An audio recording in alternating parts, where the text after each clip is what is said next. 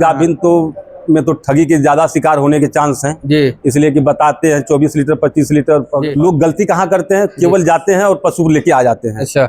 लेकिन पशुपालन ये कहता है कि पशु से काम नहीं चलना है। अगर खोआ पनीर बना के अगर देते हैं तो आपका 50 रुपए लीटर दूध का रेट मिल जाता है। अगर ये काम नहीं करते थे तो आपका दूध क्या रेट में जाता था? टारगेट रहता है जी।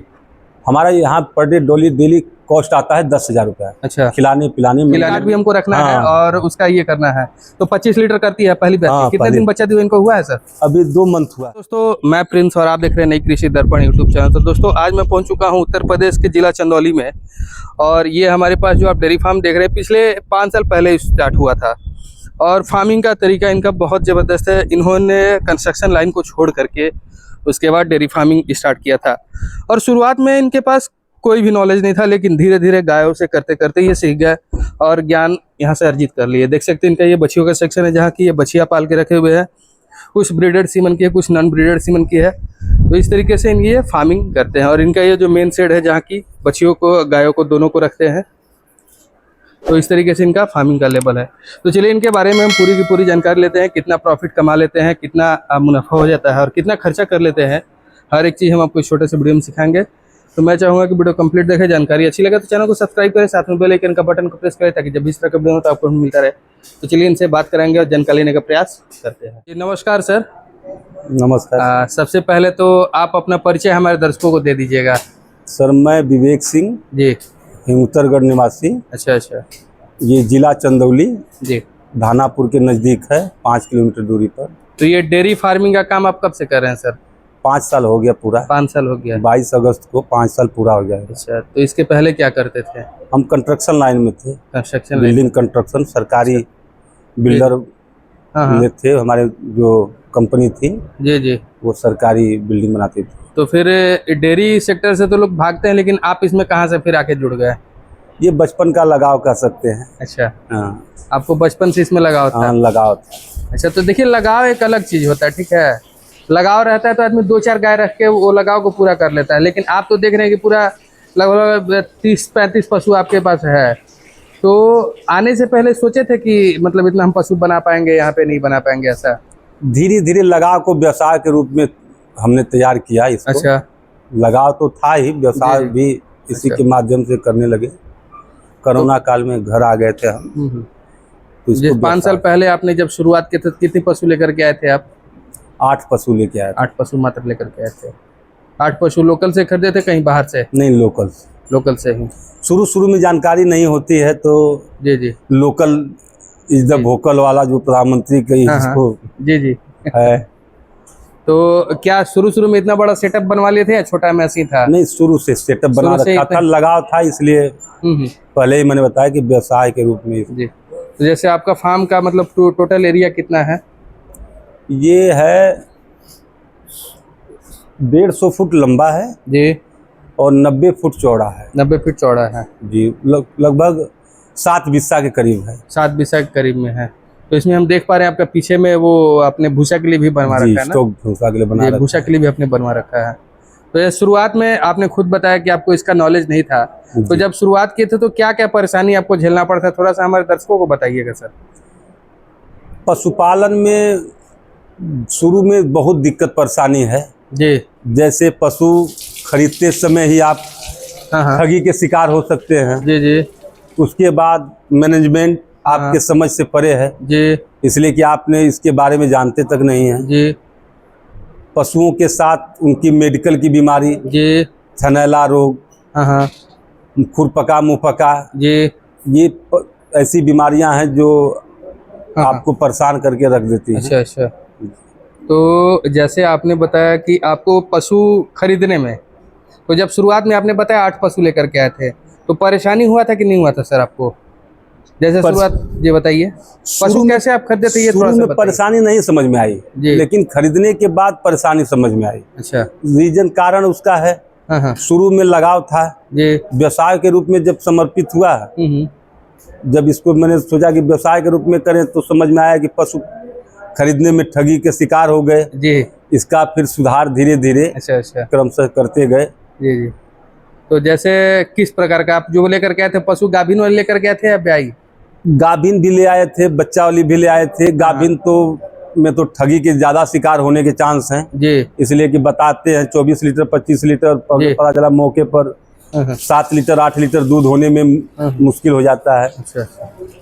तो हमारे जो नए दर्शक इस वीडियो को देख रहे हैं उनके मन में ये सवाल होगा कि अगर वो नया शुरू करें तो वो कैसे गाय को खरीदे, आखिर कैसे खरीदना बेहतर होगा, कहाँ से खरीदे तो बेहतर होगा, थोड़ा सा बताइएगा। देखिए, अच्छी ब्रीड की गाय लेंगे तो शुरू में परेशानी कम झेलना पड़ेगा जी। ब्रीड की गाय रहेगी, पैसा थोड़ा ज्यादा लगेगा जी। लेकिन यदि आपको इस व्यवसाय में उतरना है तो आपको आमदनी के साथ उतरना पड़ेगा जी। नहीं तो आप सफल होने के चांस बहुत कम नजर आते हैं। कितने लीटर वाली पशु शुरुआत में खरीदे अगर कोई भी नया है तो? आज की डेट में तो हम यही बता सकते हैं कि 20 प्लस खरीदिए। 20 प्लस खरीदिए। लेकिन शुरू में आप 14-15 लीटर की भी गाय रखेंगे जी जी, तो आपको सीखने का मौका मिलेगा जी। और आप व्यवसाय करने में जी ज्यादा सक्षम अपने आप को समझेंगे। अच्छा। पैसा शुरू में कम लगेगा। जी जी। कम दूध की गाय रहेंगी, उनके ऊपर आप काम कीजिए, उनसे कुछ सीख लीजिए। बिल्कुल। फिर बड़े स्तर पर गाय 25 लीटर 30 लीटर लेके आइए, फिर आपको दिक्कत परेशानी कम होगी। तो अभी भी आप पशु खरीदते हैं या आप खरीदना बंद कर दिए हैं? नहीं, अभी बीच बीच में खरीदना पड़ता है जी। ब्रीड की जानकारी बाद में हुई, जी जी। क्योंकि ये शुरू का ही काम है। पशुपालन में आने से पहले जी इनके बारे में जानकारी यदि आप प्राप्त कर लेते हैं जी जी, तो आपको कम परेशानियों का सामना करना पड़ेगा। बिल्कुल बिल्कुल सही बात है। जैसे हरा चारा, साइलेज, जी, ये आप पहले से इकट्ठा रखेंगे। इनके बारे में आप लोग गलती कहाँ करते हैं, केवल जाते हैं और पशु लेके आ जाते हैं। अच्छा। लेकिन पशुपालन ये कहता है कि पशु से काम नहीं चलना है। जी जी। उसके रख रखाव मैनेजमेंट, उसके हरे चारे की व्यवस्था, रख रखाव, जी। ये सारी व्यवस्था जब रहेगी तब आप पशुपालन और गाय के खरीदने के बारे में आप सोचिए। हमारी तो यही जी बिल्कुल, आपका जो सोच है, आपका कहना जो हमारे नए युवाओं के लिए वो बिल्कुल सही है, क्योंकि जो पशु खरीदना ही सबसे बड़ी बात नहीं है, पशु को मैनेज करके रखना, उसको लंबे समय तक टिकाना अपने फार्म में सबसे बड़ी बात है। तो आपने जब ये बात कह दी तो देखिए, हमने देखा है कि सर 90% जो डेयरी फार्म होता है खुलता है लेकिन बंद हो जाता है, तो इसके पीछे आपका क्या कारण है, आप क्या मानते हैं? रीजन वही जो बताया मैंने आपको कि पशुपालन के बारे में पूर्ण रूप से जानकारी प्राप्त किया नहीं। यूट्यूब, अन्य सोशल मीडिया को देख के आपने उसको इस धंधे में आ गए। बिल्कुल। और वही वजह है जो आपको सक्सेस अनसक्सेस में लाता है। तो सर एक तो बात और भी है, आपने बताया यूट्यूब पर नहीं देखना है, बिल्कुल मैं भी इस बात को मानता हूँ, आपसे बात को सहमत भी हूँ। लेकिन एक बात दिक्कत होती है ना सर कि इसका कहीं प्रशिक्षण केंद्र भी तो नहीं है। ये सर हमारे यहाँ सरकार की बहुत योजनाएं हैं जी, और लेकिन वो उस योजनाओं को न आज तक धरती पर कोई उतार पाया, न जानने की कोशिश करते हैं। वही बात मैं कह रहा हूँ। पशुपालन को व्यर्थ का काम समझते हैं, इस वजह से उसके में जानकारी नहीं लेते हैं यूट्यूब में देखने के बाद। और अब बात कर लेते हैं सर, आपने बताया कि शुरुआत में आपको मैनेजमेंट को लेकर के काफी परेशानी हुआ था, जैसे रोग वगैरह हुआ, तो किस किस प्रकार का रोग आपको झेलना पड़ा था सर? देखिए सर, हम अपने यहाँ शुरू में साफ सफाई पर विशेष ध्यान दिए जी, इसलिए हमको रोग बहुत हमारी डेयरी में कम है। इनके बारे में यदि सबसे ज्यादा इनको साफ सुथरा जगह पर रखेंगे जी जी, तो आपको मेडिकल के रूप में कम चांस है कि आपको झेलना पड़े। अच्छा। यदि साफ सफाई नहीं है, वही कचरा है, तो उसमें तो पशु मेडिकल के रूप में। वैसे शुरू में हमारे पास खुरपका मुंहपका वैक्सीन न लगवाना। अच्छा। बरसात के दिन आने से पहले ही वैक्सीन के यदि आप करा लेते हैं पशुओं को, तो आप मेडिकल से बच सकते हैं। तो किस किसी का वैक्सीन कराते हैं और कितने कितने समय में? FMD का आप कराते होंगे? FMD का कराते हैं जी। और खुरपका मुंहपका जैसे है, और गला घोटू, ये सब चांस तो बहुत कम आते हैं, रियर केस आते हैं। आजकल इतना है कि मेडिकल दवा तो कितने बार कराते हैं साल में? केवल बरसात आने पर एक बार कराते हैं। एक बार कराते हैं, उसके बाद पूरा कंट्रोल रहता है। रक्षा कवच जो करके आता है वैक्सीन, उसी को हम लोग तो थनैला वगैरह भी होता है पशुओं में? सर 30 पशु हैं तो उसमें एक आध पशु को थनैला हो जाता है, ये तो चलता रहता है, इससे घबराने की स्वाभाविक बात है। ये तो स्वाभाविक बात है। आप जब इसमें रहेंगे तो आपको तो झेलना पड़ेगा। और पशु समय पर हीट में आ जाती है सभी आपकी? हीटिंग की समस्या है जी, हीटिंग की समस्या सबके पास है जी, लेकिन इनका एक आप अच्छे से मैनेजमेंट रखेंगे, रिकॉर्ड रखेंगे तो आपको हीटिंग की समस्या से कम परेशानी झेलनी पड़ेगी। अच्छा जी। तो अब बात कर लेते हैं कि अभी आपके पास टोटल पशु कितनी है सर? हमारे पास 28 तो काऊ हैं, गाय हैं जी, और 7-8 बच्चियां हैं। अच्छा जिनको तैयार करें और उनके और गायों के साथ जो बच्चे हैं, जी जी। टोटल मिला के समथिंग 40-45 पशु हैं। और अभी दूध देने वाली कितनी है? 22 पशु हैं। 22 पशु है। कितना दूध निकाल लेते हैं? आजकल गर्मी का मौसम है इसलिए 160-70 लीटर टाइम पे होता है। एक टाइम पे? दोनों टाइम मिला के 3.5 कुंटल। हाँ, 4 कुंटल का लक्ष्य रहता है हमारा। अच्छा अच्छा। सर्दियों में 4 कुंटल हो जाता है। तो ये दूध कहाँ बेचते हैं आप? हम अपना प्लांट लगा, पहले तो हम डेयरी पर काम करते थे। अच्छा। मार्क डेयरी ले रखते थे, लेकिन अब अपना हमने खुद का प्लांट लगा दिया है। अच्छा। और हमने बनारस में अपनी एक दुकान बांध रखी है, उन्हीं के यहाँ खोआ पनीर छेना। अच्छा, तो खोआ पनीर बनाते हैं आप? जी। तो खोआ पनीर क्या रेट से बेच देते हैं आप? खोआ हमारा जाता है 250 के रेट से जी। और छेना और पनीर 260-70 जी। लगन मिल जाती है तो उसमें भी रेट। जैसे 1 लीटर कितने लीटर दूध में 1 किलो आपका खोया बनता होगा सर? 5 लीटर में। 5 लीटर में बनता है। और पनीर? वो भी 5 litre. Paneer 5 litre on average 6 आता है। हाँ हाँ। लेकिन उसको सही से फाड़ा जाए तो 5-5.5 में आ जाता है। मतलब अगर खोआ पनीर बना के अगर देते हैं तो आपका 50 रुपए लीटर दूध का रेट मिल जाता है। अगर ये काम नहीं करते थे तो आपका दूध क्या रेट में जाता था? डेयरी पर तो सर बहुत बुरा हालत है जी। 21-22 रुपया भी फैट स्नैप का है। हाँ। जो फिजिशियन गाय हैं जी, उनमें फैट स्नैप की मात्रा बहुत कम पाई जाती है। इस वजह से डेयरी पे बिजनेस करना अनसक्सेस है। जी, सक्सेस नहीं हो पाएगा। अच्छा। आदमी अच्छा मैनेजमेंट रखे, अच्छा रखरखाव रखेगा जी, तो डेयरी पर भी रेट आता है 40 मैक्सिमम आएगा, 40 से ऊपर नहीं आएगा। अच्छा अच्छा। और बकेन धेन दूध मिलाएंगे तब दोनों गायों का। तो कहीं ना कहीं प्रोसेसिंग करने के बाद आपका 10 रुपए लीटर पे रेट बढ़ा ही बढ़ा। हाँ, बढ़ा है। अब बात कर लेते हैं, आप इनको मैनेजमेंट के अंदर में ही आता है, क्या आप इनको खिलाते हैं सर? हम जो हमारे जो मिल्किंग वाले हैं, जो अभी तुरंत बच्चा देने के बाद जी, हम माँ डेयरी का फीड खिलाते हैं। अच्छा जी। उसमें कई चीज़ें होती हैं, फ्रेश काऊ होता है, हाई मिल्किंग होता है। हाँ। तो हम लोग यूज करते हैं। और जो बच्चियाँ रहती हैं, कॉस्ट ज़्यादा आने की वजह से अच्छा, हम अपना खुद का चोकर, चुन्नी, गेहूं का दरुआ, मक्का पिसवा के अपने बच्चियों को बताया कि आप खिलाते हैं माँ डेयरी का फीड, ठीक है, मिल्किंग वाली को, तो क्या रिजल्ट उसका बेहतर है? बेहतर है। अच्छा, तो पहले आप क्या देते थे इनको? पहले स्टार्टिंग जब हम किए थे तो यहाँ शुरू में बताया था उन्हें, पराग खरी है, चोकर है, चुन्नी है, यही देते थे जी। फिर माँ डेयरी फीड खिलाते हैं। तो माँ डेयरी का सबसे बेहतर रिजल्ट? हाँ, बेहतर, सबसे बेस्ट माँ डेयरी ही है।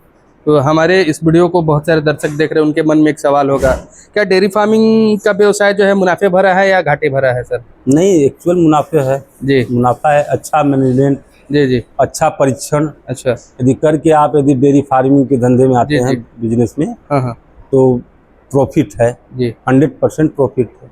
तो लगभग आपका रोज का अगर देखा जाए तो कितना का मतलब दूध बिक जाता होगा अगर खोआ पनीर के हिसाब से देखें तो?